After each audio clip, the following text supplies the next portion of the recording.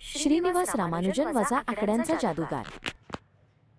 1887 साली भारतातील तामिळनाडूच्या एका छोट्याशा खेड्यात एक मुलगा जन्मला। त्याचं नाव होतं श्रीनिवास रामानुजन।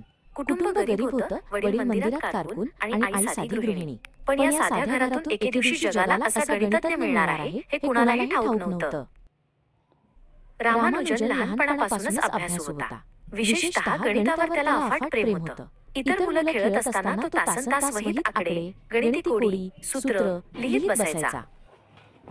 शाळेत जेवढं शिकवलं जायचं ते त्याला अपुरं वाटायचं। तो तासनतास एका झाडाखाली बसून आपल्या वहीत गणिती सूत्र लिहित राहायचा। त्याला एकदा एक जुनं गणिताचं पुस्तक मिळालं।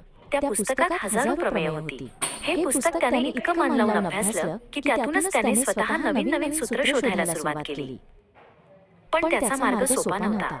घरची परिस्थिती वाईट, कागद पेन घेण्यासाठी पैसेही नसायचे। तो गणिताचे आकडे जमिनीवर, भिंतीवर, पाटीवर लिहायचा। अनेकदा लोक त्याला हा मुलगा वेडा झाला आहे असंही म्हणायचे, पण तो थांबला नाही। त्याची गणिताची आवड आणि चिकाटी कुणीही थांबवू शकले नाही। रामानुजनची गणिती प्रतिभा इतकी विलक्षण होती की शेवटी त्याची माहिती इंग्लंडपर्यंत पोहोचली। तिथल्या सुप्रसिद्ध गणितज्ञ G.H. हार्डी यांनी त्याला बोलावलं। हार्डी यांनी रामानुजनचे काम पाहून अचंबित होत म्हटलं, "जर रामानुजन हा एक जन्मजात गणितज्ञ आहे, त्याच्या डोक्यात गणित दैवी प्रेरणेप्रमाणे येतं." इंग्लंडमध्ये जाऊनही रामानुजनने अद्भुत संशोधन केलं। त्याने गणिताला नवी दिशा दिली, शेकडो प्रमेय आणि सूत्र शोधली।